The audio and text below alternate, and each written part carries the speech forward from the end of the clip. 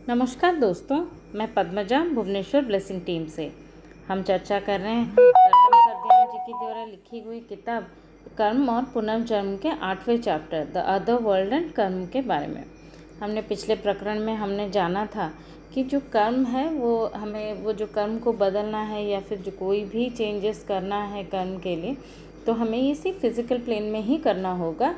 और जो other world में हम नया कोई कर्म बना नहीं सकते, ना कोई उसको इम्प्रोवाइज़ कर सकते हैं, ना उसे आगे बढ़ा सकते हैं।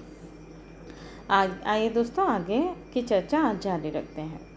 तो लेखक लिख रहे हैं, लॉ ऑफ कर्म एडजस्ट करता है, हार्मोनाइज करता है, और मतलब ये सब चीज़ों के लिए हमारे लिए जो भी एक मिसफॉर्चून का कारण बनता है, जैसे कि मान लीजिए कोई भी हमारे पास कोई भी तकलीफ़ चल रही है तो हम अपना दुर्भाग्य बोलते हैं, या फिर हमारा कोई पिछला कर्म के बारे में बात करते हैं।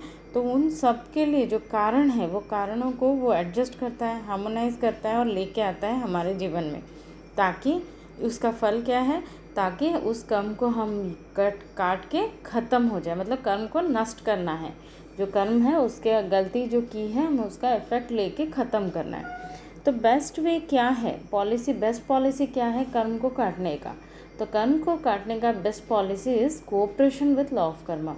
मतलब हमें जो लॉ ऑफ कर्मा अभी जो हमें सिचुएशन दे रहा है, तो उसके अगेंस्ट हम वायलेंट ना होके, रेजिस्ट ना करके हम उस चीज़ को एक्सेप्ट करें और उसके साथ कोऑपरेट करें, तो वो कर्म कट जाएगा। कर्म का नियम एक्चुअली हमारी ज़िंदगी में कर्म का नियम एक अल्टीमेट अच्छाई के लिए या अल्टीमेट गुड के लिए ही वो आया है। क्योंकि वो जो मैन मेड ऑब्स्टेकल्स को जो हमारे जो ऑब्स्टेकल्स होते हैं वो सब हम जब पार करते हैं तो हमें एक पूर्णता या फिर एक परफेक्शन की तरफ हमें वो लेके जाता है। और ये कम लोगों के साथ मतलब कर्म है, ये कर्म के वजह से ही हम अपनी ज़िंदगी में जिन लोगों के साथ हम आते हैं या फिर जिन टीचिंग्स या मतलब जो सिखाई जाती है, जो भी शिक्षण है वो उसके कांटेक्ट में हम आते हैं, या फिर जो टीचर्स हैं उनके कांटेक्ट में आते हैं, ये सब हमारा कर्म के वजह से ही आते हैं। अगर हम वो टीचर्स को पूरे पिछले ज़िंदगी में या पिछले कभी उनसे मिले होंगे, तब हम उनसे दोबारा जब मिलते हैं तब हम उनके शिक्षा और शिक्षण को हम ग्रहण करते हैं। मतलब हम एक्सेप्ट तभी करते हैं जब कोई हमारे दिल को छू लेता है, किसी के बात हमारे दिल के छू लेता है, उस समय हमने जब पहले मिले हैं और उनको हम एक्सेप्ट करते हैं। इसके अलावा जब हमारी ज़िंदगी में दुश्मनों या फिर ट्रेटर्स आते हैं हमारी ज़िंदगी में, हमें मिलते हैं, जैसे टाइम टू टाइम कुछ लोग होते हैं जो हमारे विरोधी होते हैं, हमारे अगेंस्ट काम करते हैं, तो उस तरह के लोगों से जब हम मिलते हैं, एक्चुअली ये कर्म उसको सॉल्व करने के लिए ही हमें मौका दे रहा है कि हम वहाँ पे सावधान रह के उन्हें दोस्त या सहकर्मी बनाने की कोशिश करते हैं। मतलब हमारी जो अगर टीचिंग प्रॉपर हो तो हम ये जो नेगेटिव सिचुएशंस लाइफ में चल रहे हैं तो उसके साथ लॉ ऑफ कर्म में कोऑपरेट करके उस सिचुएशन को अपने लिए फेवरेबल कैसे बनाएंगे, जैसा हमारा जो भी हमें तकलीफ़ दे रहा है या नुकसान कर रहा है, तो उसके साथ हम दोस्ती या फिर एक कोवर्कर बन जाए या उसके फ्रेंड बनने की कोशिश करेंगे। हमने जो अभी तक हमारी जो अभी तक की सोल की जर्नी रही है, हमने कई पर्सनालिटीज़ क्रिएट किए हैं। मतलब हमने कई जन्म लिया है, और अब तक और आने वाले युगों में भी और बहुत सारे जन्म होंगे जब तक हमारा कर्म ख़त्म नहीं होता। जैसा कि मैंने इस चैप्टर में सुना था, जैसे जो 5 प्रकार के जो ट्रैवलर्स रहते हैं, उसी प्रकार हम अपनी जर्नी पूरा कर रहे हैं। तो ये जो हमारा कर्म और ये जो हमारा इस जन्म का जो सिचुएशन है वो हमारे पिछले कर्म का और जागृत अवेकनिंग मोमेंट्स ऑफ अवेकनिंग जो रहा है पिछले जन्म में या फिर इस जन्म में, हम कितने सॉर्टेड हैं या क्या समझे हैं या किस तरह की हमारी ज़िंदगी है, वो हमारा पिछला कर्म और मोमेंट्स ऑफ अवेकनिंग या फिर जागृति जो रही है कुछ समय के लिए, उसी के ऊपर डिपेंड करता है। और हमारी हर एक पर्सनालिटीज़ ऑटोमेटिकली ऐसे होती है जिससे हमारे डिफरेंट नीड्स या ऑब्लिगेशन या दायित्व को कैटर करती है। मतलब इस तरह की ही ज़िंदगी हमारी बनती है।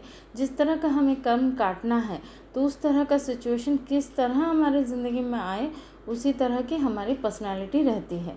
सपोज़ फॉर एग्जांपल मैंने देते हैं, मतलब अगर मान लीजिए किसी को पैसों को फाइनेंशियली तकलीफ़ होना है, किसी अपने काम के वजह से ऐसा सिचुएशन उसने बनाया है, तो वो उस तरह की कंडीशन में उस जगह पे पैदा होगा जहाँ पे पैसा होगा, या फिर उस तरह के सिचुएशन से घिर जाएगा जहाँ पे पैसे की तंगी रहेगी, पैसों की ज़रूरत पड़ेगी, वहाँ पे इस तरह का सिचुएशन में ही वो घिरा हुआ रहेगा। तो ये जो हम ऑटोमेटिकली जिस तरह का उस फेज़ में अगर वो कोई नया कर्म बनाता है तो उसके अकॉर्डिंगली भी वो उसका रीबर्थ भी वैसा ही होता है। और ये सिलसिला कब तक चलता रहता है दोस्तों? ये सिलसिला तब तक चलता रहता है जब तक हम कॉन्शियसली सोल जर्नी और हायरार्की की तरफ हम आगे ना बढ़ें। मतलब जब तक हम मोमेंट ऑफ अवेकनिंग ना हो तब तक ही ये चलता रहता है, क्योंकि हम अगर लॉ ऑफ कर्म को समझेंगे ही नहीं तो हमारे अवेकनिंग आएगी ही नहीं। मतलब एक नित्य जागृत अवस्था जैसे हम कहते हैं, हमारे ज्ञान की चक्षु खुले तो हम नित्य जागृत रहेंगे। तो उस तरह का जो एवरी डे अगर हम कॉन्शियसली जिए तो हम बहुत जल्दी इसका एंड भी कर सकते हैं। ये ज़िंदगी का फाइनल हम मोक्ष की ओर आगे बढ़ सकते हैं। ये ये सिलसिला को बेहतर होगा दोस्तों, अब तक जो हम समझे हैं बेहतर होगा कि हम अपना ये जो लाइफ है इसमें अवेकनिंग के मोमेंट्स बहुत स्ट्रॉन्ग करके हम उसको समझें और आगे लॉ ऑफ कर्मा के हिसाब से ही चले। और लिखते हैं हेलेना रोरिच, वो एक जिन्होंने स्वामी विवेकानंद जी या रामकृष्ण परमहंस जी के इन्फ्लुएंस में योगी अग्नि या लिविंग एथिक्स करके एक सोसाइटी की स्थापना की थी। उनका भी लेखक ने उन्हीं को कोट किया है।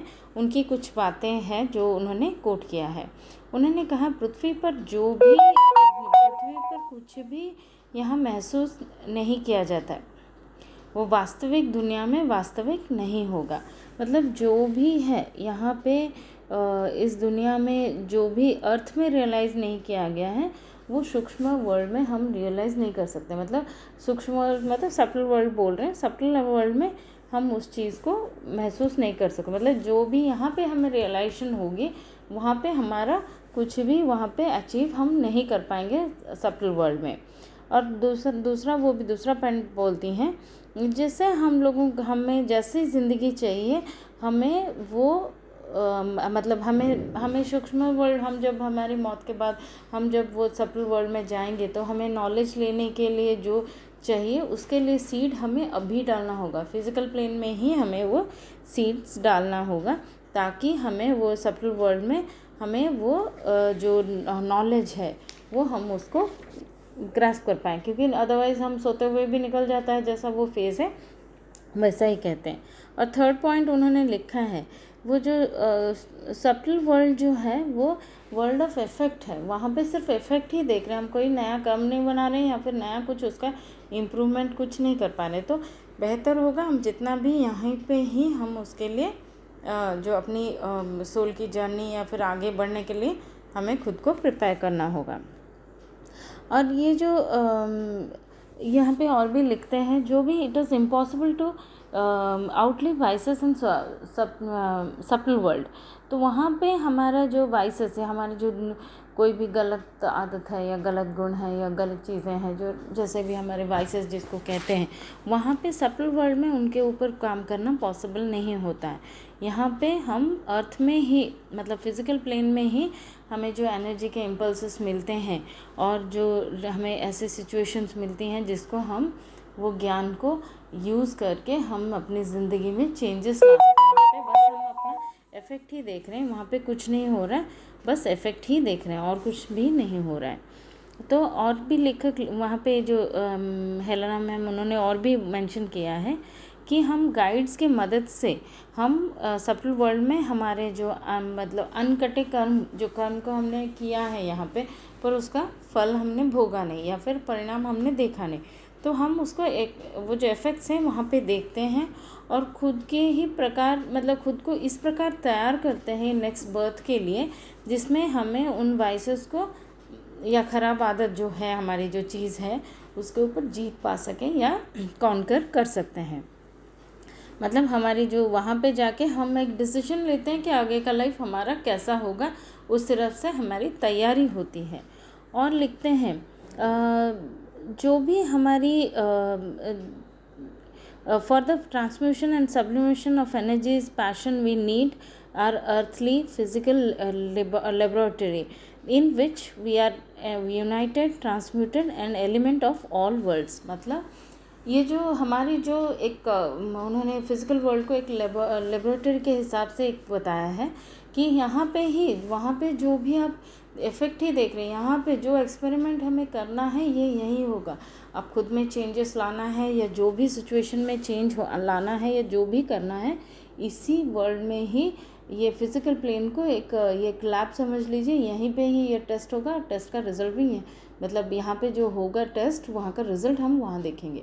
तो इसीलिए ये लैब बहुत ज़रूरी है, इसके बगैर हम आगे हमारी सोल की जर्नी पॉसिबल नहीं।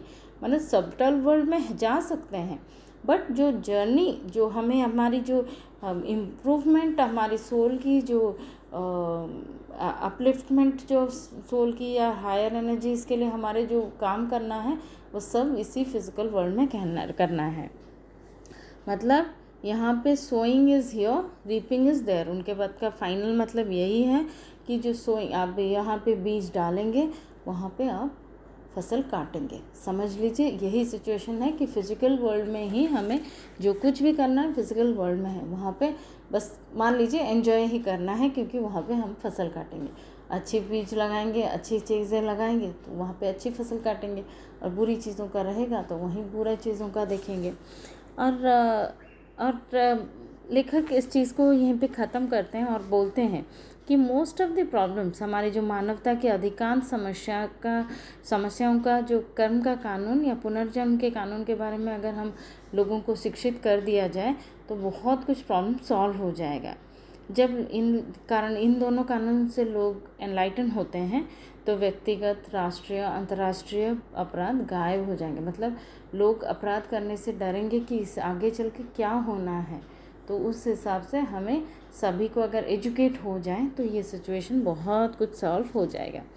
और लेखक लिखते हैं, बेशक इन दो कानूनों में प्रकृति की सभी विभागों में विशेष रूप में मेडिसिन में पढ़ाना चाहिए, ताकि यह ग्रह पर जीवन को बदलने में वास्तविक पावरफुल फैक्टर बन सके। वो बोल रहे हैं कि लेखक बोल रहे हैं अगर स्पेशली मेडिसिन का जो फील्ड है वहाँ पे ये तो डेफिनेटली पढ़ाना ही चाहिए, क्योंकि ये एक पोटेंट फैक्टर बनेगा लाइफ को चेंज करने के लिए इस प्लैनेट पे। तो दोस्तों अब तक हमने इसकी चर्चा कर ली है। कल हम मतलब आगे इस चैप्टर में बहुत सारे क्वेश्चन आंसर्स, हमारे जो क्वेश्चंस रहे होंगे इस बारे में, हम बहुत सारे क्वेश्चंस दिए हुए हैं इस बुक में, हम उनकी चर्चा हम जारी रखेंगे अगले प्रकरणों में। तब तक दोस्तों खुश रहिए, स्वस्थ रहिए, धन्यवाद।